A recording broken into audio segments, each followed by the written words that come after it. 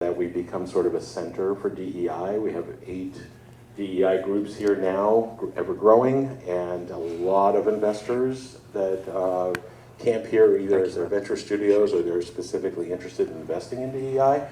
That's the booming trend right now. About 80% of our founders are diverse, and almost 100% of the investors, the venture funds, the micro funds, in particular emerging funds under 100 million, that are the bulk of the investment that's occurring in Seattle right now, are looking for diverse investors. So it's been a great time for that. And Jamar and I met, I don't know, 9 months ago or something. Almost a year ago. Almost a year ago, and he said to me, I see venture mechanics as an inviting place for people of all races, colors, genders, and it has been, and it's been so exciting, it's been terrific. So, Dr. Jamar Montgomery is an amazing guy. You were 14 when you got your mechanical engineering degree? I was 19, I started at 14. Oh, you started at 14, Yes. Okay. Started at 14, got his MBA, got his JD, he's been a professor of political science, a criminal defense attorney, ran for the US Senate in 2020, served on Navy ships as a weapons system specialist, and he's an entrepreneur. Show him your watches, all right? He makes these really cool watches, you gotta check them out. Both wrists. And he's an international man of mystery. You had to go to Davos to hear him speak last time on blockchain, AI, various things, and in particular the intersection of culture and these new technologies. Yeah. So I'm excited to hear what he's going to tell us today. Dr. Jamar Montgomery.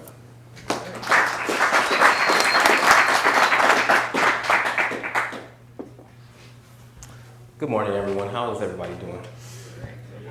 Okay, well, I guess everybody's okay. I guess nobody got an email about, getting funded for their business this morning, so I guess not everybody's excited, but it's okay. My name is Dr. Jamar Montgomery, and I'm so happy to be here for this particular reason. When I came to Venture Mechanics, like Ron said, he had his open house. And in his open house, there's all these founders and these funders that are there. And it's like, when you're around entrepreneurs and you're around funders, there's a certain level of just excitement, energy, and inspiration that you get. Now, when you're in an environment that does not welcome your innovation and your experience and the value that you bring, it can be very disheartening. And I found myself at a kind of at a crossroads of, I'm changing my life and I'm going into the area that I want to be. And where is that area?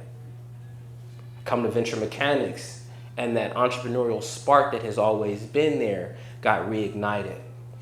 I know a lot of times that we as entrepreneurs, we find that fire sometimes being dimmed and sometimes unfortunately being put out.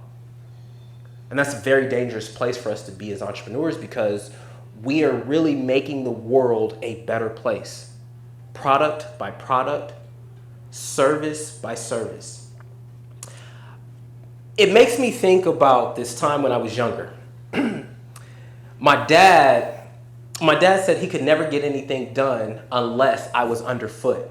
So my dad's an entrepreneur, and he was a glass contractor. And so he was making these screens.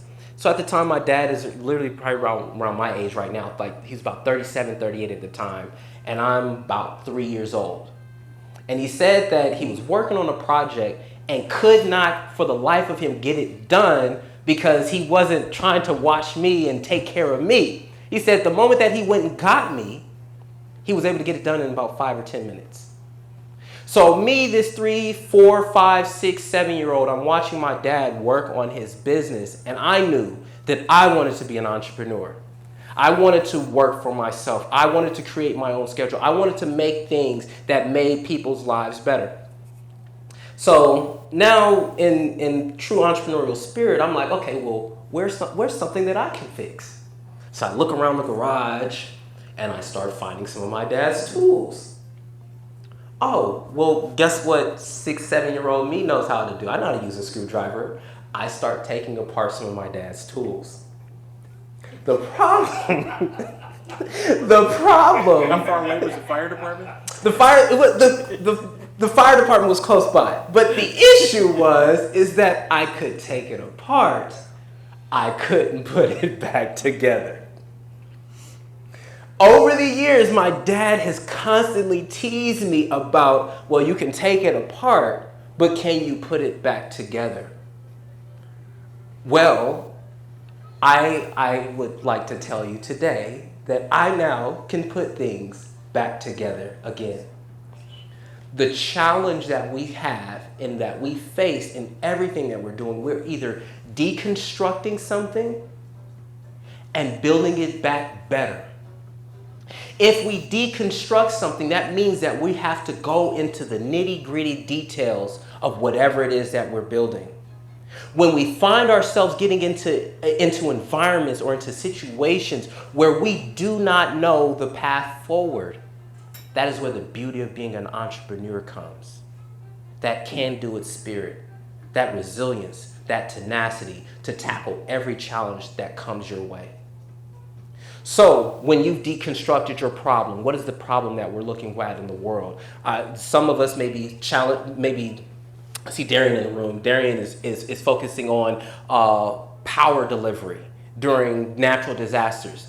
So in order to understand that problem, we have to break that problem down to its lowest elements. But now, how do we build that back together and then build it better as a result? That right there is that secret sauce that entrepreneurs hold. How many times have we been in situations where we see a problem and wish that we had the time, the focus, or the resources to build it better? How many times? As an entrepreneur, all the time. We always are seeing how things can improve. The challenge is we don't always understand what caused that problem in the first place. That is our secret sauce. And we have been through enough ventures to know if I go down that rabbit hole, I might end up with a new business or a new project or a new product. That self-control that we have as entrepreneurs that allows us to also utilize that tenacity, that allows us to use that rebelliousness, that allows us to use that resilience, are often sometimes the same things that can be our downfall.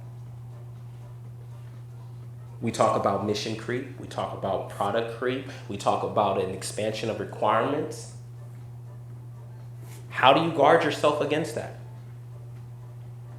How do you protect yourself against that? Some of us are 5 and 6 and 7 and 8 time entrepreneurs with successful exits. Some of us are working on our first one.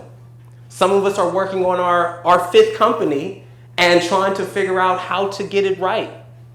Once again, deconstructing something down to its lowest elements and building it back up. In my own experience of having ventures not necessarily be as successful as I wanted them to be, but each time that I break it back down and build it back up, there's something else that I learn. There's something new that gets created. There's something else that I learn about myself, that I learn about the world, that I learn about the even product that I'm building. What we have as entrepreneurs is something very, very special. And I encourage all of us to continue going in spite of any challenge that we have.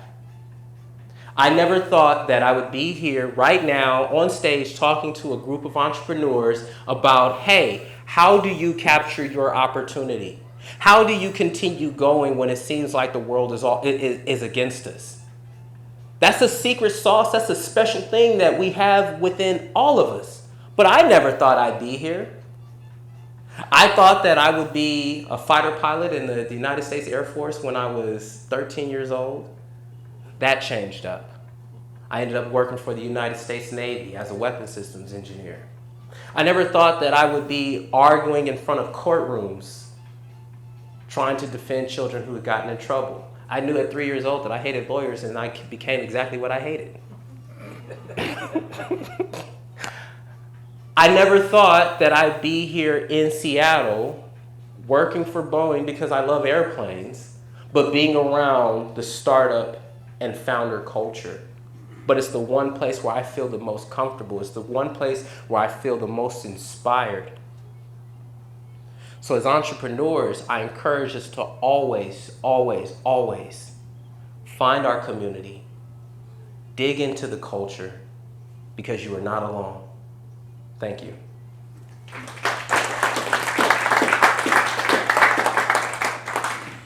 Thank you, Jamar. And actually, you inspired me to bring something up.